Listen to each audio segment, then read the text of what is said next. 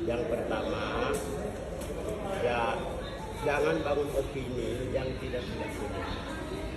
Saya melihat pemerintah ini atau Jakarta ini sering mengatakan semua orang sipil di Papua itu separatis, semua orang sipil di Papua itu OPM, semua orang sipil di Papua itu teroris, semua orang sipil di Papua itu mendukung OPM atau mempersenjatai.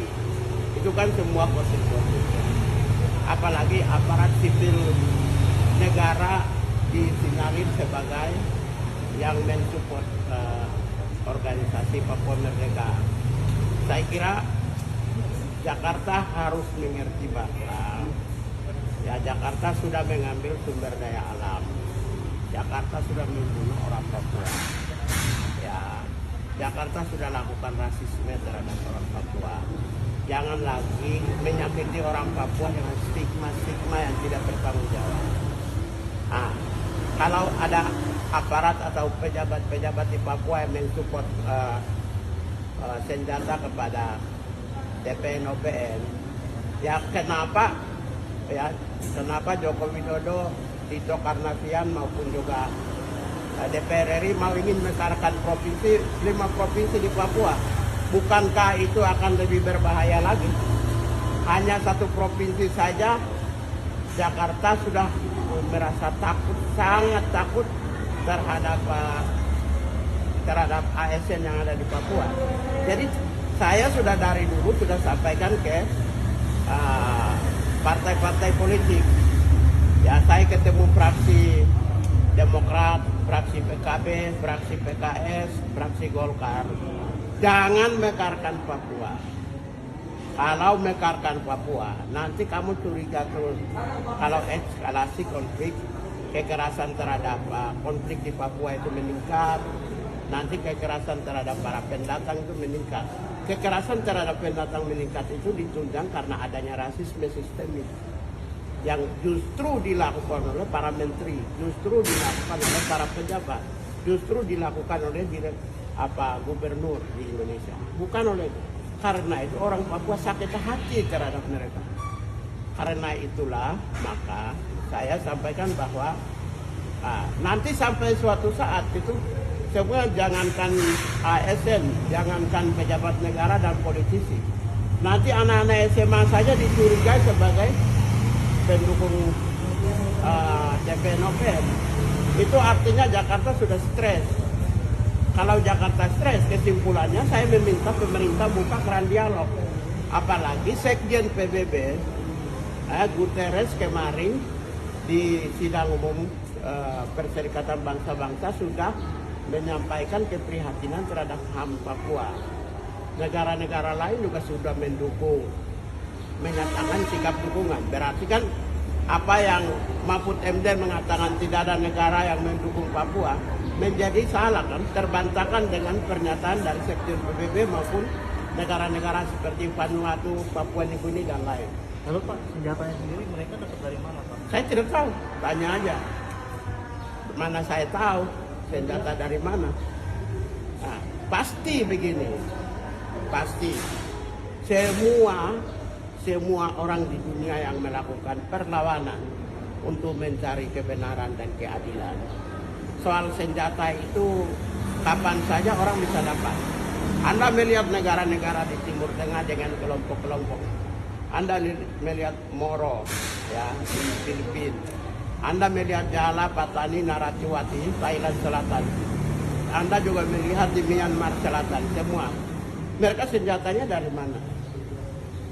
Jadi jangan hanya melihat Papua aja, bahwa semua wilayah yang konflik untuk mendapatkan senjata itu bisa saja. Karena itu jangan apple to apple ke Papua. Semua negara-negara Timur Tengah, elemen-elemen yang memperjuangkan keadilan, saya pakai keadilannya, saya tidak mau pakai bahasa yang agak keras. Nah, yang memperjuangkan keadilan, dapat senjata yang modern, yang canggih, yang luar biasa, itu pasti bisa dapat.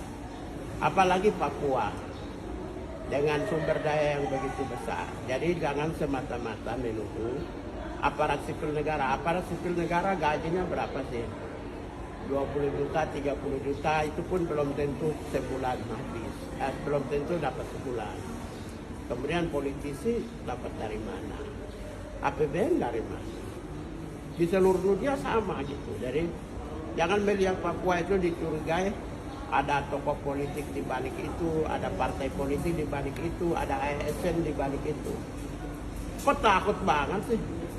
Kemendagri memekarkan 5 provinsi. Nanti Kemendagri memekarkan 5 provinsi, nanti bilang 5 gubernur membiayai TPNOPM. Kemudian 5 sekda biayai TPNOPM.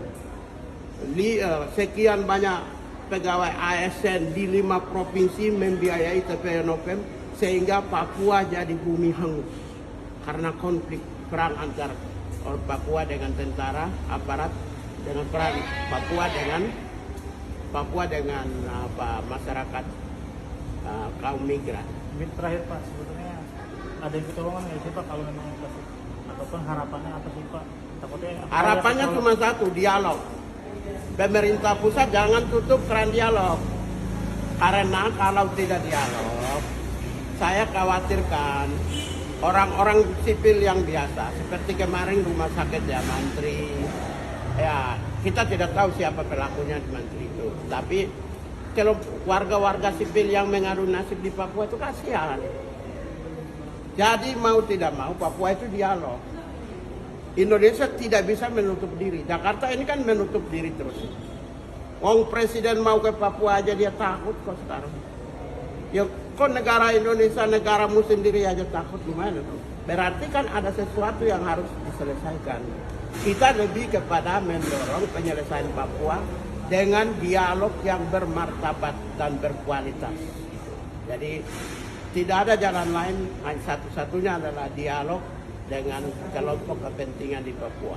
Berarti kalau polemik menurut kalau ASN itu tidak, menurut Pak Gay tidak benar. Itu kan tuduhan sesat karena Jakarta sudah stres. Jakarta sudah stres. Dulu bilang itu gubernur biayai, dulu bilang ketua DPR biayai senjata, kemudian turun ke partai politik biayai senjata, kemudian sekarang ASN biayai senjata. Jangan-jangan besok itu ada tuduhan lagi ibu rumah tangga biayai senjata. Nggak bisa karena stres. Kalau stres, satu-satunya penyelesaian stres itu adalah dengan cara dialog yang bermartabat dan damai.